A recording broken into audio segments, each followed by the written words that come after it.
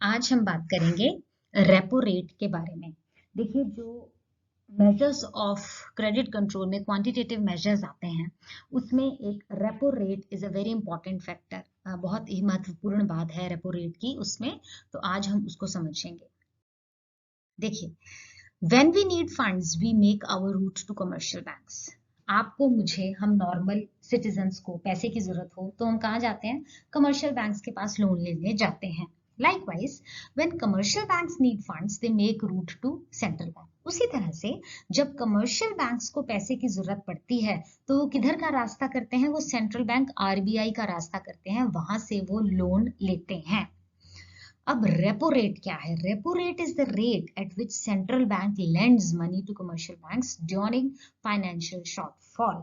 पैसे की किल्लत अगर हो जाए किसे? कमर्शियल बैंक को, तो जब वो सेंट्रल बैंक से लोन लेगा तो जो रेट पे उसको वो लोन मिलेगा वो रेट कहलाता है repo rate.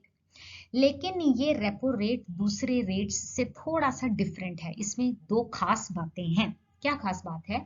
The commercial banks borrow money from the central bank by selling securities and bonds. देखिए, ये तो हमें समझ में आ गया कि कमर्शियल बैंक्स बोरो करते हैं सेंट्रल बैंक से, लेकिन साधारणतया ऐसा लोन नहीं है। इसमें वो अपनी सिक्योरिटीज और बॉन्ड्स को सेल करते हैं। कमर्शियल बैंक अपनी सिक्योरिटीज और बॉन्ड्स को सेल करेगा किसके पास? सेंट्रल बैंक के पास। लोन लेने के समय एक बॉन्ड साइन करके देगा कमर्शियल बैंक कि भैया हाँ जी इतने रेट के ऊपर इतना लोन मैं सेंट्रल बैंक से ले रहा हूं। उसको बोला जाता है सेलिंग सिक्योरिटीज और बॉन्ड बॉन्ड बनाया जाएगा। दूसरी खास बात, with an agreement to repurchase the securities on a certain date at a predetermined price। और आने वाले टाइम में वो कमर्शियल बैंक इन्हीं सिक्योरिटीज और बॉन्ड्स को दोबारा सेंट्रल बैंक से खरीद लेगा। ध्यान से सुनिए, वो लोन जिसके ऊपर ब्याज देगा कमर्शियल बैंक, देगा किसको? सेंट्रल बैंक को, क्योंकि वो लोन सेंट्रल बैंक से ले रहा है। लेकिन वो अपनी सेल करेगा सिक्योरिटीज या बॉन्ड्स बेचेगा किसको? सेंट्रल बैंक को।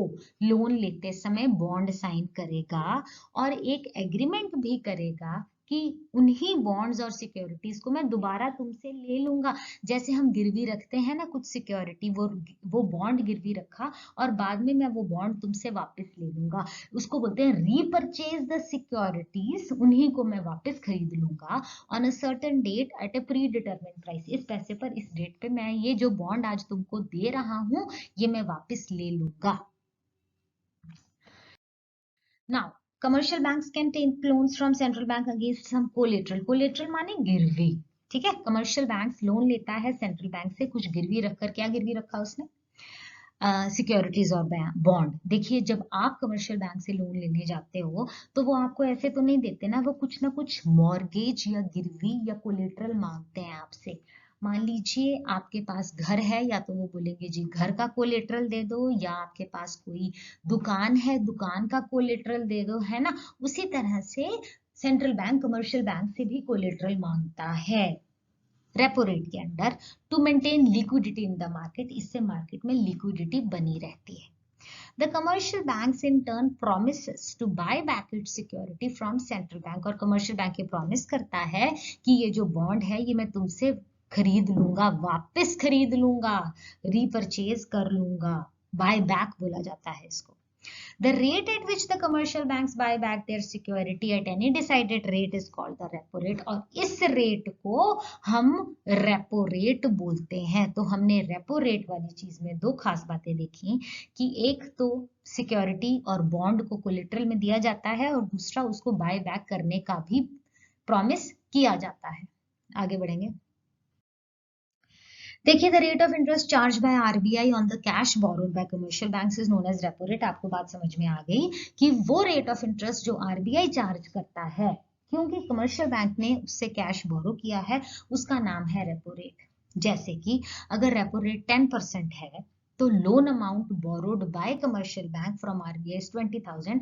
उसने 20,000 का लोन ले लिया 10% रेपो रेट पे, तो इंटरेस्ट वो कितना देगा सेंट्रल बैंक को?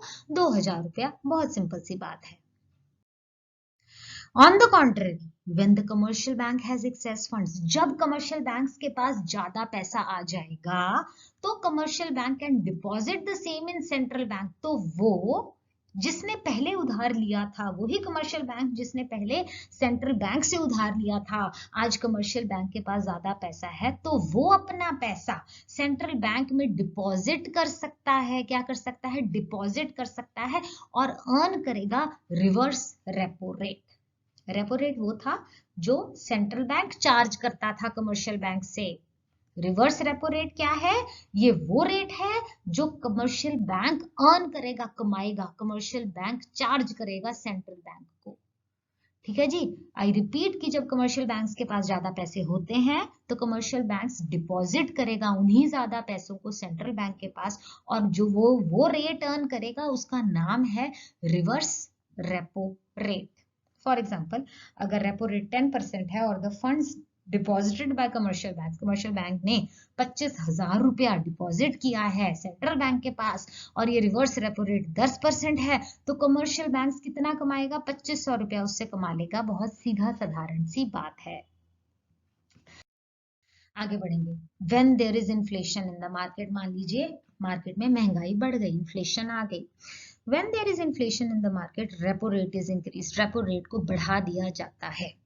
जैसे ही रेपो रेट को बढ़ा दिया, it makes things challenging for the banks to borrow money, तो बैंक्स के लिए और रिजर्व बैंक से उधार मांगना मुश्किल हो गया क्योंकि ब्याज बढ़ गया। रेपो रेट के बढ़ने से कमर्शियल बैंक्स को उधार लेना मुश्किल हो गया क्योंकि इंटरेस्ट रेट आपने बढ़ा दिया। Automatically there is less investment in the market. क्यों? जब कमर्शियल बैंक्स ने कम उधार लिया तो वो भी आगे मेरे और आपके जैसे साधारण लोगों को उधार कम देगा क्योंकि उसको अपना ही रेट इतना ज्यादा मिला है, तो वो मुझे और आपको ज्यादा रेट पे देगा, तो हम और आप ज्यादा लोन नहीं लेंगे। तो उससे क्या हो गया कि मार्केट में लेस इन्वेस्टमेंट हो गई। Automatically the economy slows down, है ना, सिंपल सी बात। उसको आरबीआई से महंगा मिला तो उसने हमें भी महंगा ऑफर किया, हमने मना कर दिया क्योंकि हमें महंगा लगा, इसलिए मार्केट में इन्वेस्टमेंट लेस हो गई, इकोनॉमी स्लो डाउन हो गई। Even though it leads to negative impact on the economy, देखिए इकोनॉमी के लिए तो अच्छा नहीं है ना कि लोगों को पैसा ही नहीं मिल रहा काम करने के लिए, है ना, लेकिन नो डाउट नेगेटिव इम्पैक्ट तो होता है, लेकिन हमारा जो मिशन था इन्फ्लेशन को कंट्रोल करने का वो हमने कर लिया। तो देखिए रेपो रेट को बढ़ाया और इन्फ्लेशन को काबू में ला लिया। नाउ दूसरी चीज, again when there is inflation in the market, central bank had to reduce the money supply in the market, therefore central bank on purpose increase the repo rate. Central bank को inflation, market में inflation को देखते हुए कम करनी थी money supply. वो चाहता था कि मार्केट में मनी सप्लाई कम कर दूं क्योंकि उसको इन्फ्लेशन कंट्रोल करना था, इसलिए जानबूझकर सेंट्रल बैंक ने रेपो रेट को बढ़ा दिया। रेपो रेट को बढ़ाया, जानबूझ के चाल चली और उधर इन्फ्लेशन पे काबू पा लिया। Then there is deflation in the market, जब मार्केट में मंदी आ गई अब क्या करें?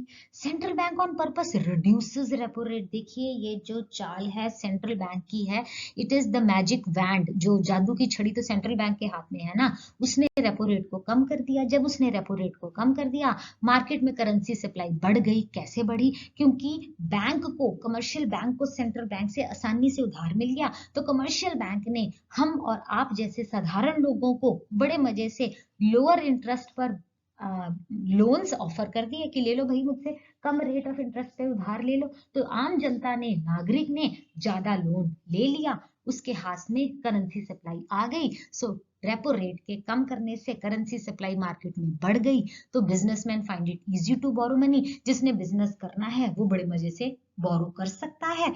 उससे क्या हुआ?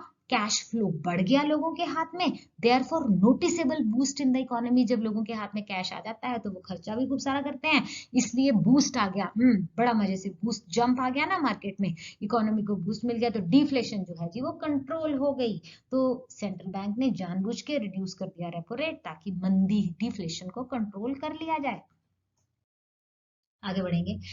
अब देखिए, in increased repo rate means RBI will earn higher rate of interest from commercial banks. अगर रेपो रेट बढ़ता है इसका मतलब आरबीआई ज्यादा ब्याज कमाएगा, किससे? कमर्शियल बैंक से।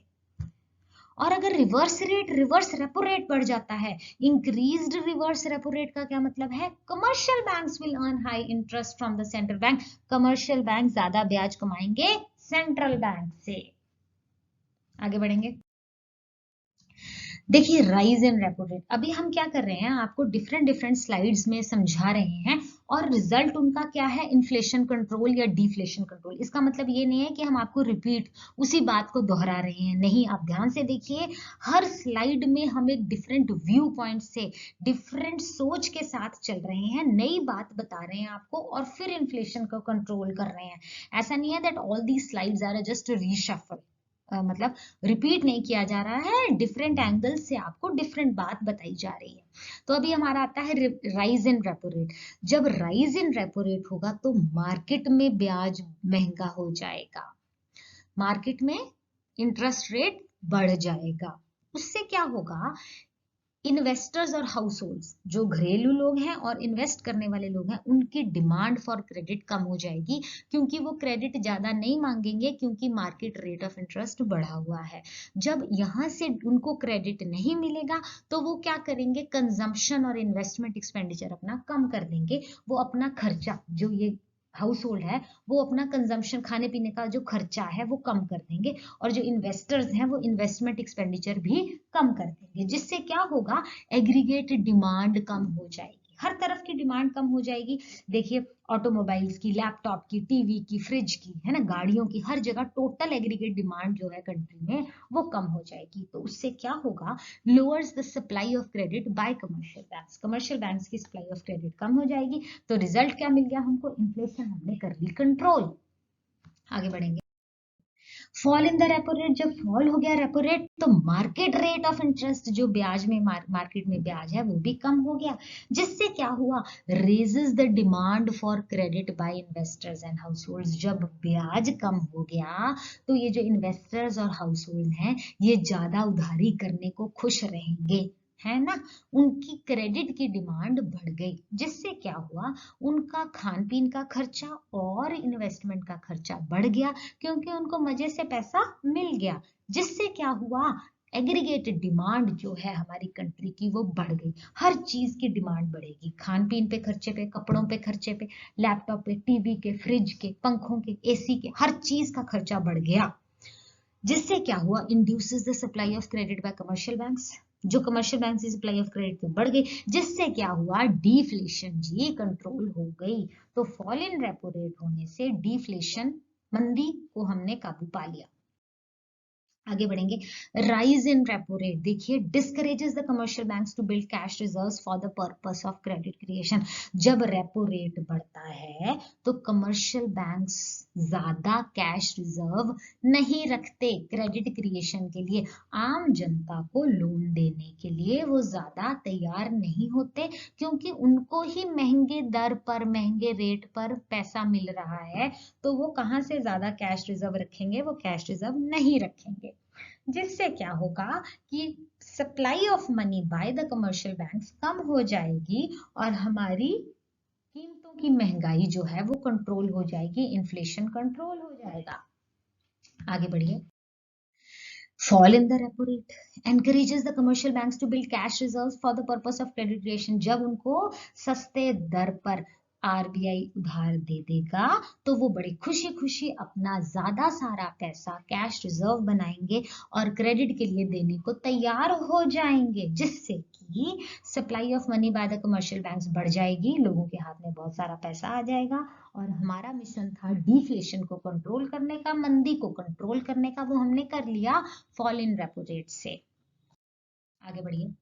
Now, increase in repo rate acts as a warning signal to commercial banks to maintain healthy reserves of their vault cash. अगर रेपो रेट बढ़ जाता है तो कमर्शियल बैंक्स को ये एक चेतावनी होती है कि भैया आप अपना वॉल्ट कैश बढ़ा लो। वॉल्ट कैश क्या है, वॉल्ट कैश वो कैश है जो वॉलेंटरीली मैंने अपनी मर्जी से कमर्शियल बैंक्स रखते हैं अपने वॉल्ट में, अपनी तिजोरी भर के रखते हैं अपनी मर्जी से उस कैश की। तो जब रेपो रेट बढ़ गया तो उनको चेतावनी मिल जाती है कि वॉल्ट कैश बढ़ा दो। जब वॉल्ट कैश बढ़ गया तो capacity to create credit reduce हो गई। अदरवाइज ये जो वॉल्ट में कैश रखा, तिजोरी में कैश रखा, वरना वो उन्होंने उधारी में दे देना था आम जनता को, अब नहीं दे रहे, अब उन्होंने वो पैसा वॉल्ट कैश में रख दिया, तो जो क्रेडिट क्रिएशन के लिए पैसा था वो ऑटोमेटिकली कम हो गया, जिससे ऑटोमेटिकली सप्लाई ऑफ मनी कम हो गई, लोगों को कम उधारी देनी है उन्होंने, तो लोगों के पास पैसा कम हो गया। On the other hand when repo rate is reduce, जब रेपो रेट कम हो गया, the banks are induced to lower their vault cash, उनको ये मजा आ गया कि हम वॉल्ट कैश कम कर देते हैं क्योंकि रेपो रेट तो कम हो गया। जब वॉल्ट कैश कम हो गया तो तिजोरी से लाके पैसा उन्होंने लोगों को उधार देने के लिए तैयार कर लिया, तो उनका कैपेसिटी टू क्रिएट क्रेडिट, वो ज्यादा पैसा उधारी में देने को तैयार हो गए, automatically supply of money increase होगी, लोगों के हाथ में ज्यादा पैसा आ गया। आगे बढ़िए। Now, repo rate decides the liquidity rate in the banking system. Liquidity rate माने समझे? Liquidity rate माने like cash is the most liquid asset, है ना? गोल्ड में अगर हम इन्वेस्ट करते हैं तो उसकी लिक्विडिटी कम है। लिक्विडिटी मतलब किस आसानी से आप उसको कैश में जो है वो तब्दील कर सकते हो, दैट इज कॉल्ड लिक्विडिटी। तो जो लिक्विडिटी रेट है हमारे बैंकिंग सिस्टम का, वो रेपो रेट डिसाइड करता है। If RBI wants to increase the liquidity rate, RBI ये चाहता है कि liquidity rate बढ़े, तो वो रेपो रेट को रिड्यूस कर देगा और एनकरेज करेगा, बैंक्स को बढ़ावा देगा कि वो अपनी सिक्योरिटीज सेल कर दे। रिड्यूस करेगा ना रेपो रेट, तो कमर्शियल बैंक ज्यादा सिक्योरिटीज आरबीआई के पास रखेंगे, पैसा उससे ले लेंगे। और अगर आरबीआई ये चाहता है कि लिक्विडिटी कंट्रोल कर लो, मैं देश में लिक्विडिटी को कंट्रोल करना है, तो they will increase their interest rate, वो बढ़ा देंगे रेपो रेट को, जिससे बैंक्स को आसानी से पैसा नहीं मिलेगा, डिस्करेज हो जाएंगे बैंक्स, है ना, प्रोत्साहन नहीं मिलेगा उनको ज्यादा पैसा उधारी में लेने का, क्योंकि रेपो रेट तो जी आपका बढ़ गया है। तो जब आरबीआई को लिक्विडिटी कंट्रोल करनी होती है तो वो रेपो रेट को बढ़ा देता है, और अगर उसको लिक्विडिटी इंक्रीज करनी होती है तो वो रेपो रेट को कम कर देता है। इससे हमारा आज का आर्टिकल खत्म होता है। होप आपको समझ में आया होगा। Please like and subscribe to my channel. आपको कोई भी बात पूछनी हो आप कमेंट सेक्शन में लिख सकते हैं, and do not forget to like and subscribe my channel. Thanks for watching. Stay safe, stay blessed.